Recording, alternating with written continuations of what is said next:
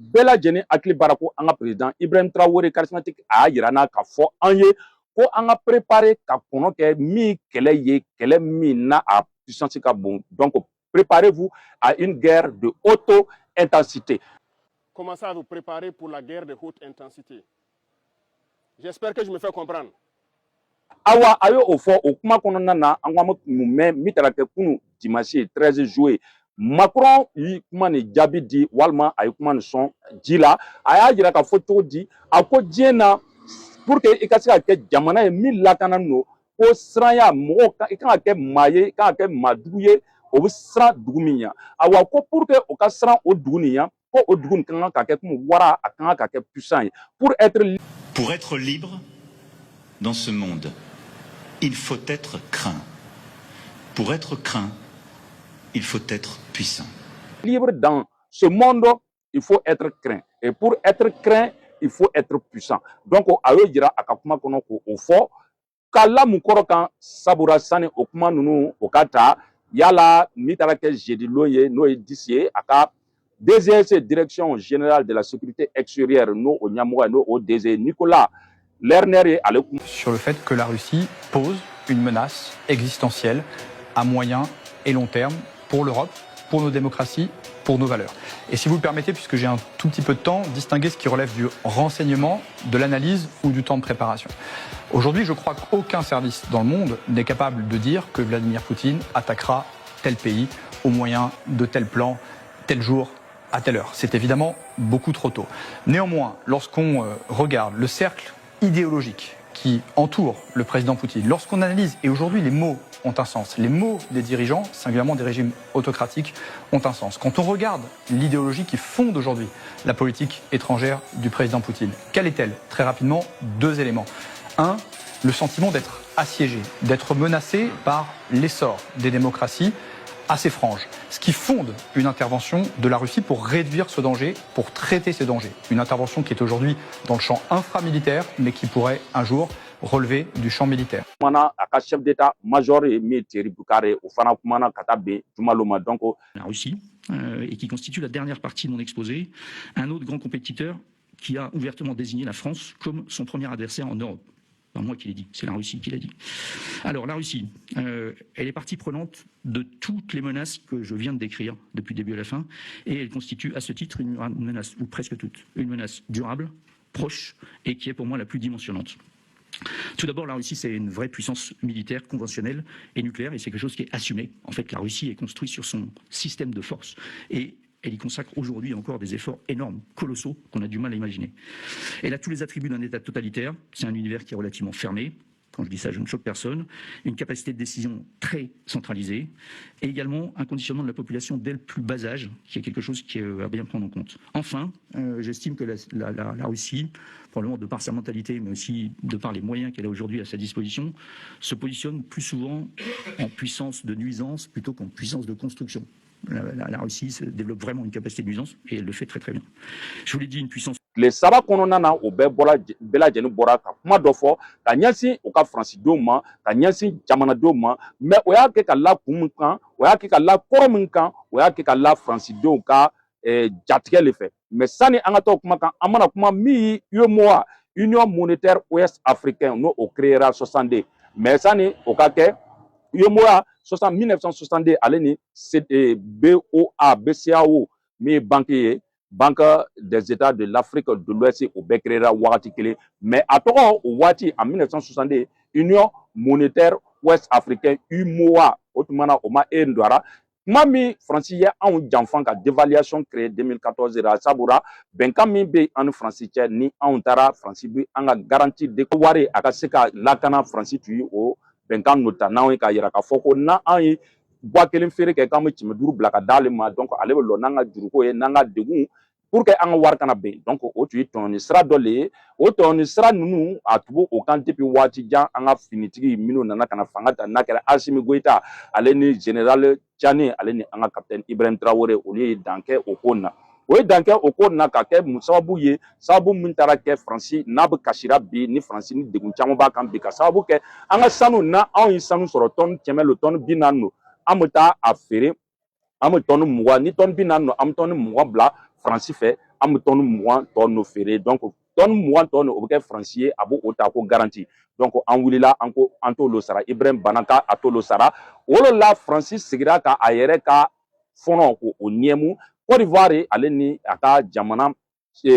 duuru tɔ sabura n'a fɔra UEMOA bi o ye jamana 8 le ye UEMOA a ka kɛ UEMOA ye an y'a yira ko 94 le o kɛra ka sababu o ye dévaluation fara kɛra kun min na Faransi le ye janfan kɛ sabura an ka 50% Faransi t'u kan ka se ka lɔ n'o ye Faransi banna ko o garantie ta a y'o banna o garantira an ka wari benna 50% sabura franc français tun bɛ o waati la ni tu yi a 1 franc français ta a tun bɛ kɛ min ye CFA wari ye a tun bɛ kɛ dɔrɔmɛ 10 de ye donc o yi o janfan de kɛ ka dévaluation bila an kan 94 ra ka taa kɛ sisan franc français ale den kelen a benna an ka CFA wari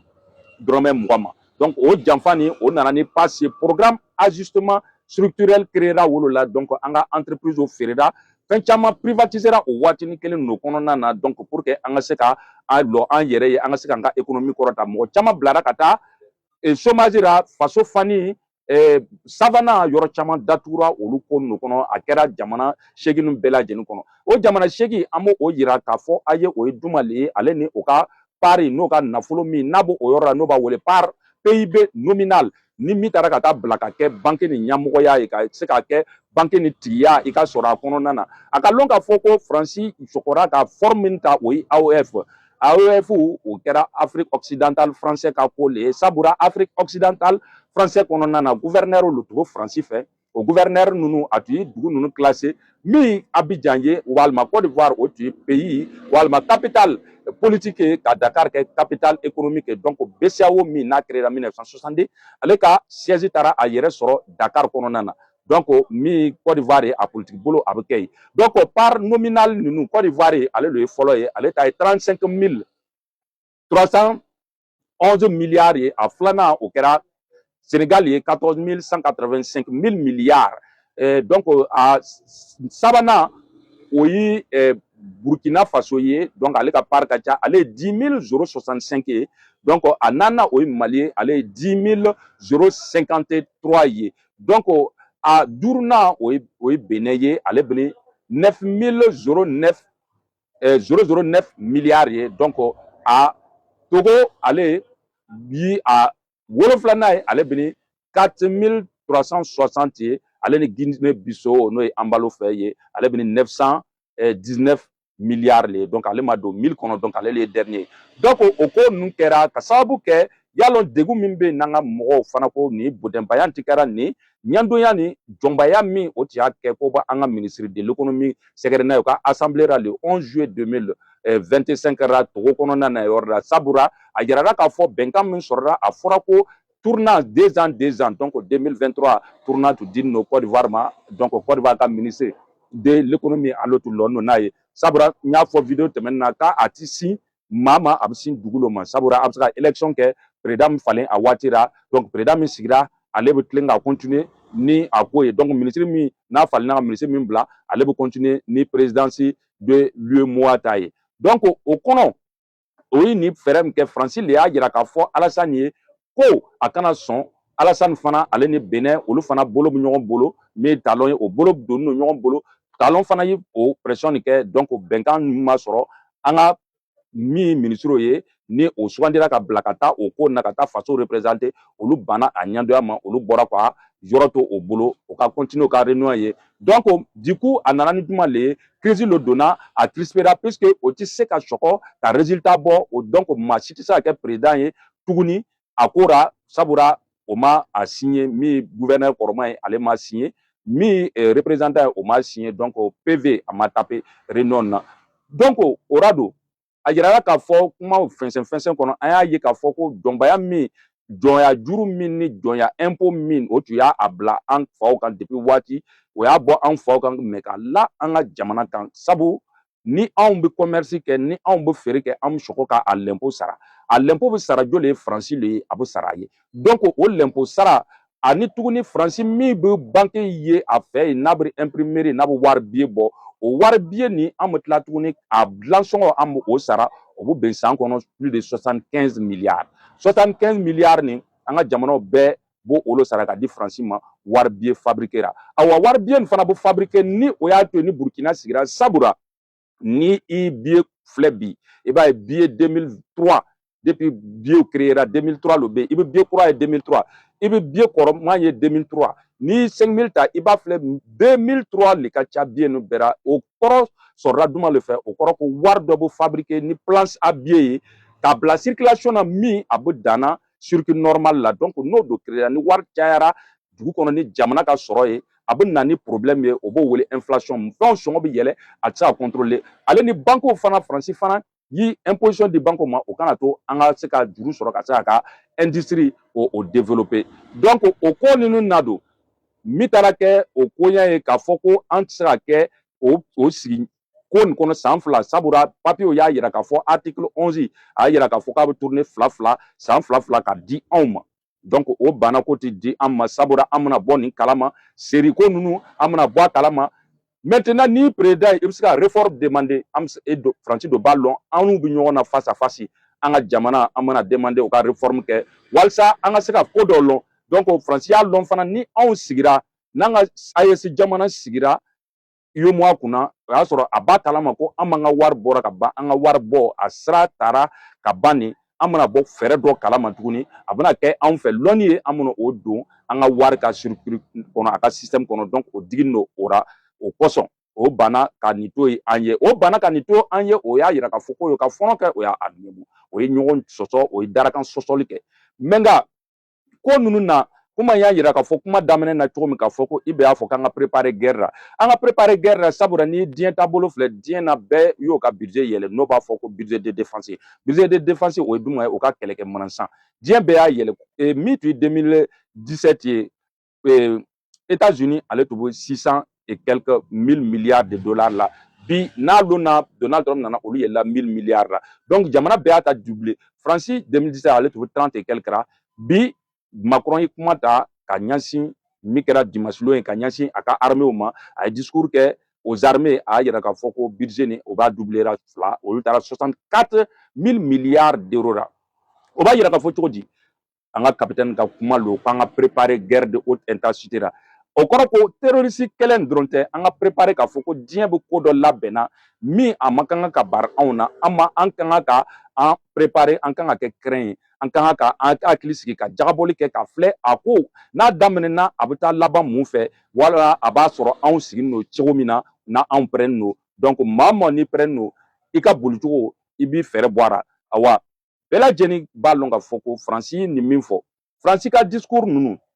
an bɛ segin o kan sabula min taara kɛ jeudi lon n y'a fɔ cogo min na o ka DGSE min o ka service d'espionnage a ka DG Nicolas Lerner ale ye kuma ta k'a fɔ ko Russie le b'o olu attaquera ko Russie le o jugu ye ka yira k'a fɔ ka kuma don kuma kɔnɔ caman min taara kɛ o ka chef d'état major ye ayiwa ale yɛrɛ fana kumana ka yira k'a fɔ ko Russie le b'o olu tɔɔrɔ la k'olu ka jugu ye Russie ye mais a ye nkalon tigɛ k'a fɔ ko Russie yɛrɛ y'a ko Vladimir Poutine yɛrɛ y'a yira k'a fɔ ko Russie kɛra jamana ye min n'a b'olu kɔnɔna k'olu tɔɔrɔ que c'est la Russie un pays qui a un profondeur stratégique comme Tchani tu y'a fɔ cogo min ko Faransi tɛ ni profondeur stratégique mais ale yɛrɛ ka kuma kɔnɔ a y'a yira k'a fɔ donc a y'a fɔ ko la Russie fait de la France un de ses cibles prioritaires sous forme de guerre hybride multi champ donc ko multi champ a ye Russie ko Russie a ye nkalon tigɛ a la kan ko Russie y'a yira k'a fɔ ko olu ka jugu yo olu Faransi le ye ko o b'olu kɔnɔna terrain bɛɛ ra min sanfɛla ye ale ni ji kɔnɔ ji jukɔrɔla ale ni ji sanfɛla ko ale ni informatique min cyber ye et en dehors des champs informationnels que c'est l'Afrique la cible ko olu bɛ dugu min na la cible c'est les pays où on était là donc o ka chef d'état-major le y'o fɔ o kɔrɔ ko di olu ye Russie kɛ jugu ye olu ye Russie yira jugu ra k'a sɔrɔ français y'a yira k'a fɔ a ka français kan kɔnɔ ko l'ami de mon ennemi est mon ennemi ça veut dire que n ka jugu a ka teri maa min ne b'a kɛlɛ la ale ni maa min ka di olu fila bɛɛ ne jugu le o kɔrɔ ko an n'o Russie ka di n'o olu ko o tɛ Russie fɛ o kɔrɔ ko Russie bɛ maa min fɛ Russie ni maa min bɛ baara kɛ o ye jɔn ye farafinna o ye anw le ye AES o kɔrɔ ko o t'an anw fɛ bɛn bɛ kɛra labɛn bɛ kɛra ka se ka u ka budget doubler ka na puisque o ka général y'a fɔ ko olu